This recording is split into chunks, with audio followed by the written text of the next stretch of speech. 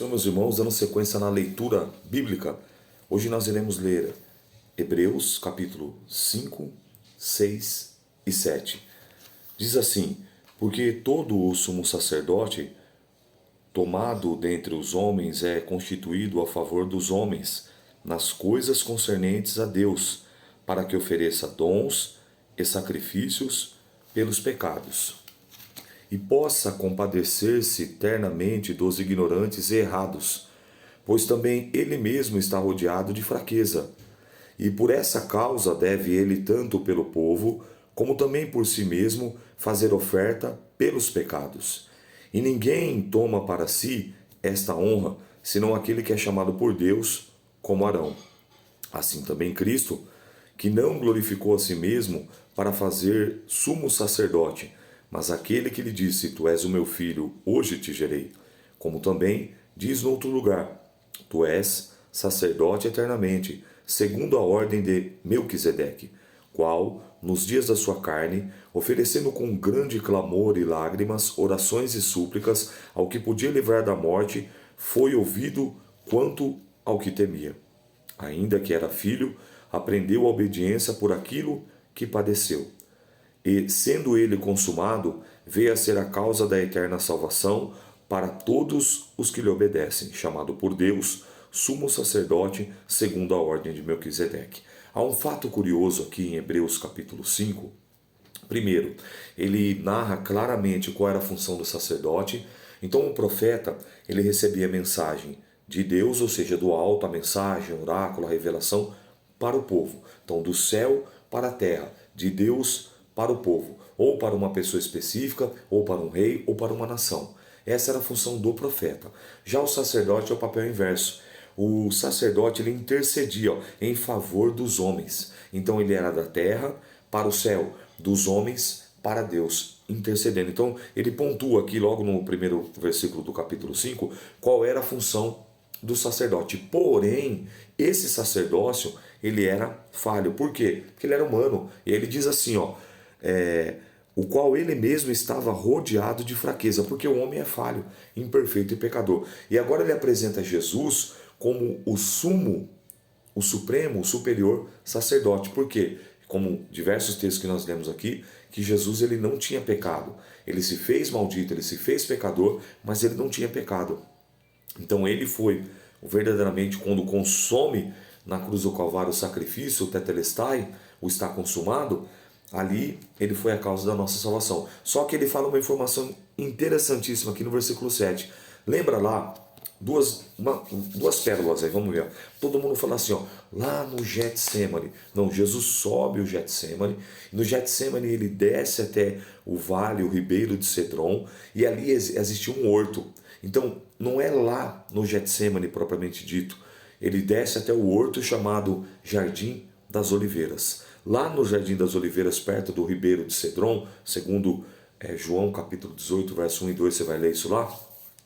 Ele vai orar, ele vai dobrar os joelhos. Então lá a Bíblia vai relatar que acontece duas coisas: suor e lágrima. Só que aqui no versículo 7, olha o que ele fala, o qual nos dias da sua carne, oferecendo com grande clamor, lágrimas, orações e súplicas ao que podia livrar da morte, foi ouvido tanto ao que temia. Quando Jesus está orando, segundo Lucas relata que o seu suor também se transforma, se mistura com grandes gotas de sangue e cai na terra, o que ele estava fazendo ali? Ele estava clamando e ele estava chorando.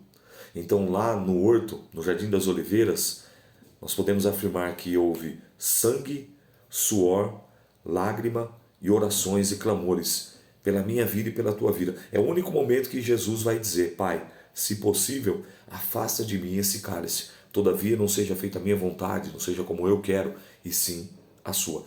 É uma das pouquíssimas vezes que nós vamos ver na Bíblia onde Jesus ora por uma situação e ele é ouvido, mas ele não é atendido, porque Deus ouve a oração dele, só não responde. Por 3 vezes ele faz a mesma oração, aí ele entende que realmente ele tinha que passar pelo martírio, ele tinha que passar pela coroa de espinho, ele tinha que passar pelos cravos, ele tinha que passar pela cruz, ele tinha que passar por tudo aquilo, como Isaías já havia profetizado acerca dele em Isaías 52, 53. Homem de dores, Hoje, homem sem aparência, cujas pessoas fugiram dele, como um cordeiro mudo, ele é levado ao matadouro e não abriu a boca. E levou sobre si as nossas transgressões, as nossas iniquidades, as nossas enfermidades. O castigo que nos traz a paz estava sobre ele, pelas suas pisaduras. A palavra pisadura aqui, numa versão mais atual, vai ser sofrimentos. Pelas suas dores, pelas suas aflições, ele nos trouxe o quê? A salvação e a vida eterna. Tremendo isso da Bíblia, né? Você vê que você vai fazendo essas conexões e quando você estuda, você tem um entendimento melhor acerca dos assuntos que são pautados nas Santas Escrituras. Ó. E tendo ele consumado, a veia ser a causa da eterna salvação de todos os que lhe obedecem. Verso 10. Chamado por Deus sumo sacerdote, segundo a ordem de Melquisedeque, do qual muito temos que dizer, que de difícil interpretação, por quanto vos fizestes negligentes para ouvir. Porque devendo já ser mestres pelo tempo, ainda necessitais que vos torne a ensinar quais sejam os primeiros rudimentos, os primeiros ensinamentos da palavra de Deus. E vós haveis feito tais que necessitais de leite e não de sólido mantimento. Então aqui Deus dá um puxão de orelha em mim e você. Quanto tempo você está na presença de Deus? Quanto tempo você serve a Deus? E agora, só agora, e graças a Deus que isso está acontecendo. Depois de muito tempo, você teve a iniciativa, graças a Deus, inspirado pelo Espírito Santo e com a ajuda do Bereano, também inspirado pelo mesmo Espírito, você começou a ler, meditar e estudar a palavra. Olha o que ele fala aqui, ó, porque já devendo ser mestre, já é para você estar, ó, anos-luz na frente. Ainda necessitais que vos torne a ensinar, que sejam os primeiros ensinamentos, os primeiros rudimentos da palavra de Deus, e vós haveis feitos tais que necessitais de leite e não de sólido mantimento. Ou seja, já era para você estar lá na frente, mas como você estava negligenciando, presta atenção no verbo, estava, não está mais, negligenciando isso, você ainda está no leitinho, já era para estar comendo mocotó, já era para estar comendo rabada com polenta agrião, já era para estar comendo tutua mineira, já era para estar comendo feijoada raiz, com orelha, com pé, com focinho, com rabo, com tudo que tem direito. Porque qualquer que ainda se alimenta de leite não está experimentado na palavra da justiça, porque é menino. Mas o mantimento sólido é para os perfeitos, olha lá, para os maduros, para os adultos, os quais, em razão do costume, têm sentido exercitados para discernir tanto o bem como o mal. Então está dizendo, deixa de ser menino, deixa de ser menina, se alimenta mais de alimento sólido, se alimenta mais de uma palavra de Deus, que vai gerar fé, vai trazer discernimento, vai te dar graça para suportar, para superar as adversidades, as lutas, para discernir entre o que é certo e o que é errado, como diz em Coríntios. O homem de Deus, ele discerne bem o que? Todas as coisas. Capítulo 6. Pelo que deixando os rudimentos, os ensinamentos da doutrina de Cristo, prossigamos para a perfeição, para a maturidade, não lançando de novo o fundamento do arrependimento de obras mortas e de fé em Deus, e da doutrina dos batismos e da imposição das mãos e da ressurreição dos mortos e do juízo eterno. E isso faremos se Deus permitir. Aleluia, porque é impossível que os que já uma vez foram iluminados e provaram o dom celestial e se fizeram participantes do Espírito Santo e provaram a boa palavra de Deus e as virtudes do século futuro e recaiam, sejam outra vez renovados para arrependimento, pois assim, quanto a esses, de novo crucificam o Filho de Deus e o expõem ao vitupério, ou seja, à zombaria, ao escárnio. O que ele fala aqui agora no capítulo 6 é sobre um dos 3 pecados que é imperdoáveis. Vamos relembrar? Primeiro, lá em Mateus capítulo 6, versos 14 e 15, não perdoar. Se você não perdoar, Deus não vai te perdoar. Segundo, a blasfêmia contra o Espírito Santo. Lembra? Se você pecar contra o Espírito Santo, não tem pecado. Perdão, nem nessa vida, nem na outra. E terceiro, que é o que está aqui, ó, apostasia. Ele está falando isso para aqueles que abandonam, para aqueles que decaíram, para aqueles que uma vez já tiveram um encontro, já profetizaram, já pregaram, já louvaram, já cultuaram, já foram ministros, servos e servas de Deus, mas decaíram na fé. Ele diz, para esses que estão levando o nome do Senhor ao vitupério, a ser escarnecido, olha, mas não era cristão, mas não era crente, agora aí está na farra, está na gandaia, voltou a roubar, voltou a traficar, voltou a fazer todas as velhas práticas. É isso que ele está dizendo aqui no versículo 6, no capítulo 6. Porque a terra que embebece a chuva, que muitas vezes cai sobre ela, produz erva proveitosa por quem é lavrada e recebe a bênção de Deus. mas a que produz espinhos e abrolhos é reprovada, e perto está da maldição, e o seu fim é ser queimada. Mas de vós, ó amados, esperamos coisas melhores, e coisas que acompanham a salvação, ainda que assim falamos, porque Deus não é injusto para se esquecer da vossa obra, e do trabalho, do amor, para que com o seu nome mostrasse, enquanto servisse aos santos e ainda servis. Mas desejamos que cada um de vós mostre o mesmo cuidado, olha lá, ó, até o fim, para a completa certeza da esperança. Perceba que o escritor aos Hebreus também agora vem na mesma linhagem de Paulo. Precisa ir até o fim, precisa amar até o fim, precisa cuidar até o fim, precisa ir até o final, para que vos não façais negligentes, mas sejais imitadores do que pela fé e paciência herdam as promessas. Porque quando Deus fez promessa a Abraão, como não tinha outro maior a quem jurasse, jurou por si mesmo, dizendo: certamente, abençoando-te abençoarei, e multiplicando-te multiplicarei. E assim, esperando com paciência, alcançou a promessa. Porque os homens certamente juram por alguém superior a eles, e o juramento para a confirmação é para eles o fim de toda a contenda. Pelo que, querendo Deus mostrar mais abundantemente a imutabilidade do seu conselho aos herdeiros da promessa, se interpôs com o juramento, para que por duas coisas imutáveis, nas quais é impossível que Deus minta. Repita agora o que foi escrito lá em Timóteo. O escritor: é impossível que Deus minta. A Timóteo, você até escreveu lá: Deus não pode mentir. Agora aqui olha o que o escritor aos Hebreus está dizendo: é impossível que Deus minta.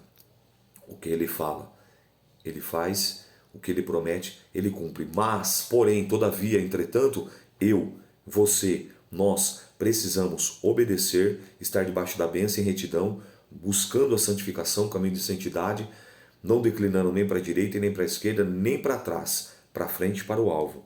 É impossível que Deus minta. Tenhamos a firme consolação, nós, os que pomos o nosso refúgio em reter a esperança proposta, a qual temos como âncora da nossa alma, segura e firme, o que penetra até o interior do véu, onde Jesus, nosso precursor, entrou por nós, feito eternamente sumo sacerdote, segundo a ordem de Melquisedeque. Capítulo 7. O sacerdócio de Melquisedeque era a figura do sacerdócio eterno de Cristo. Porque este Melquisedeque, que era rei de Salém, sacerdote do Altíssimo, do Deus Altíssimo, que saiu ao encontro de Abraão, quando ele regressava da matança dos reis, e o abençoou, a quem também Abraão deu o dízimo de tudo, e primeiramente por interpretação, rei de justiça, e depois rei de Salém, que é rei de paz, sem pai, sem mãe, sem genealogia, não tendo princípio de dias nem fim de vida, mas sendo feito semelhante ao Filho de Deus, permanece sacerdote para sempre. Ele está usando um exemplo aqui de quando Abraão foi resgatar Ló, seu sobrinho, e todo o seu pessoal, sua família, junto com seus 318 amigos, e ele executa lá os 5 reis e ele volta. Quando ele volta, essa história está narrada lá no livro de Gênesis, lá, você pode ler, ele tem aquela vitória e ele vai e dá o dízimo a quem? Ao sumo sacerdote Melquisedeque, que é apontando uma figura de Cristo, que não tinha começo nem fim e nem genealogia. Depois você lê, quando a gente chega lá eu aprofundo um pouco mais, tá? E ele diz assim, ó: considerai, pois quão grande era aquele a quem até o patriarca Abraão deu o dízimo dos despojos, verso 5 do capítulo 7 de Hebreus. E os que dentre os filhos de Levi receberam sacerdócio, têm a ordem, segundo a lei, de tomar o dízimo do povo, isto é, dos seus irmãos, ainda que tenham saído dos lombos de Abraão. Mas aquele cuja genealogia não é contada entre eles tomou dízimos de Abraão, e abençoou e o que tinha as promessas. Ora, sem contradição alguma, o menor é abençoado pelo maior. Aqui, certamente, tomam dízimos homens que morrem ali, porém aquele a quem testifica vive, para que assim dizer, por meio de Abraão, até Levi, que recebe dízimos, pagou dízimos, porque ainda ele estava nos lombos do seu pai, quando Melquisedeque lhe saiu ao encontro, de sorte que se a perfeição fosse para o sacerdócio levítico, porque sob este povo recebeu a lei. Que necessidade havia logo de um outro sacerdote que se levantasse segundo a ordem de Melquisedeque e não fosse chamado segundo a ordem de Arão? Porque mudando-se o sacerdócio, necessariamente se faz também mudança da lei. Porque aquele a quem essas coisas se dizem pertence a outra tribo, da qual ninguém serviu ao altar, visto ser manifesto que nosso Senhor procedeu de Judá, e concernente a essa tribo, nunca Moisés falou do sacerdócio. Então, perceba que está falando aqui sobre a diferença. O Arão e todos os demais sacerdotes, segundo a lei lá em Levítico, você observa que precisavam ser da tribo de Levi, sem nenhuma mancha, sem nenhuma mácula, sem nenhum defeito, nem no olho, nem no nariz, nem na boca, nem no ouvido, nenhum tipo de defeito, e precisava ser especificamente da tribo de Levi. Aí o chamado os levitas. Então levita não é só o que toca, não levita é só o que são instrumento, não, levita era o que servia. E existiam várias classes, como nós vamos ver aqui quando nós somos no Primeiro Testamento. Então, o sacerdote, necessariamente, especificamente, precisava ser da tribo de Levi. Mas de que tribo que era Jesus? Da tribo de Judá. É isso que ele está dizendo aqui. Peraí, visto ser manifesto nosso Senhor, procedeu de Judá. E concernente à tribo, nunca Moisés falou do sacerdote. Versículo 15. Muito mais manifesto é ainda ser a semelhança de Melquisedeque, que se levanta outro sacerdote, que foi feito segundo a lei do mandamento carnal, mas segundo a virtude da vida incorruptível. Porque dele assim se testifica: tu és o meu sacerdote eternamente, segundo a ordem de Melquisedeque. Por que Jesus Cristo é? Jesus Cristo, ele foi o quê? Rei, profeta e sacerdote. Perceba, pega esse mergulho aqui.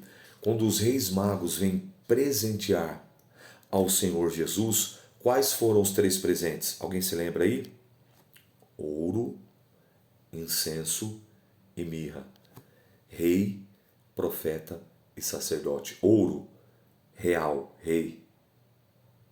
Incenso, quem usava incenso? O sacerdote. Lembra? O incenso que o sacerdote usava lá no templo? O altar do incenso, significando as orações. Mirra, quem usava mirra? O profeta. Aqueles presentes eram confirmando o tríplice ministério de Jesus o Cristo, do Salvador ungido, do Machia, do Deus conosco. Ele foi o único que teve um tríplice ministério. O máximo que nós vemos na Bíblia é Samuel, que ele foi profeta, sacerdote e juiz, certo? Mas Jesus, ele foi rei, profeta e sacerdote. Samuel foi profeta, foi juiz e foi sacerdote. Fora esses 2, nós não iremos encontrar nenhum na Bíblia, tirando até, e com esse tríplice ministério mesmo, como rei, como juiz e como sacerdote, somente o Cristo. Então o que ele está afirmando aqui, ó, porque dele assim se testifica: tu és sacerdote eternamente, segundo a ordem de Melquisedeque. Então aqui, ó, você viu, fala que ele é sacerdote. Lembra que a mulher samaritana fala aqui em João 4? Vou voltar um pouquinho aqui só para pontuar para vocês que é importante, né, a gente levar na palavra, que aí fica mais fácil para você. Quando ele fala para aquela mulher, né, vai lá, chama o teu marido. Aí ela fala o quê? Ela respondeu, ó, a mulher respondeu, 4,17 de João: não tenho marido. Disse Jesus: disseste bem, não tenho marido, porque tivesse 5 e agora o que tens não é teu. E como disseste a verdade. Disse a mulher: Senhor, vejo que és profeta. E ele foi o rei. Como a Bíblia fala aqui em Apocalipse, né, capítulo 19, bem claro isso aqui. E o versículo não, 11, desculpa, Apocalipse 11, falei 19, mas é 11. E abriu o céu, o templo, e a arca do concerto, e foi visto no templo, não é aqui, peraí, deixa eu ver aqui certinho. Apocalipse 11, deixa eu ver certinho.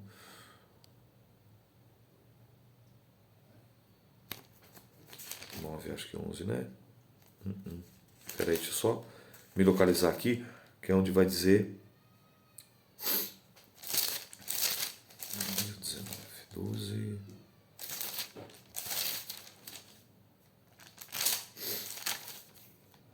Ah, não, é do 19 mesmo, 19 e 16. E no seu vestido e na sua coxa está escrito o nome dele, Rei dos Reis e Senhor dos Senhores. Então, em Hebreus, como nós acabamos de ler agora aqui que eu volto, capítulo 7, versículo 17, sacerdote. Tem várias referências, só estou pontuando. Em João, capítulo 4, profeta. E aqui em Apocalipse 19, 16, Rei dos Reis e Senhor dos Senhores. Portanto, ele foi rei, profeta e sacerdote. Coisa linda, né? 18.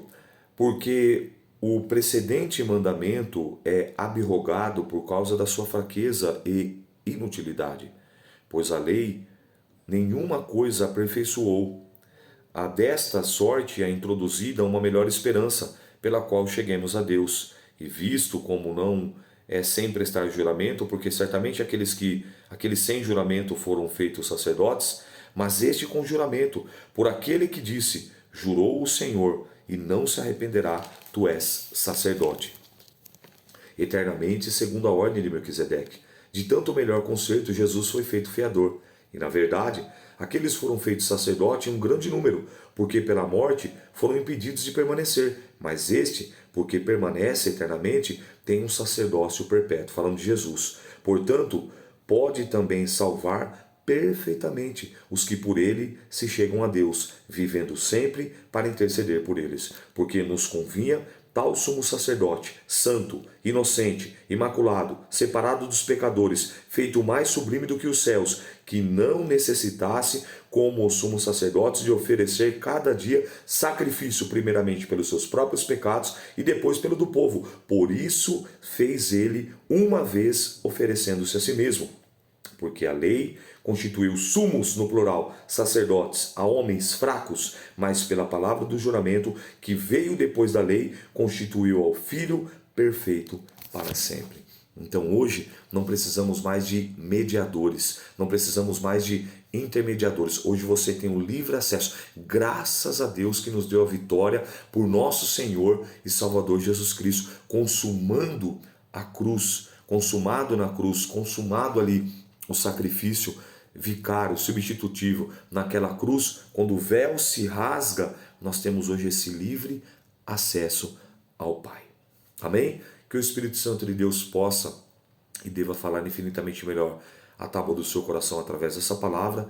Segue firme, persevera até o final. Em nome de Jesus. Eu sou o pastor Rômulo Beliano de verdade. A paz do Senhor.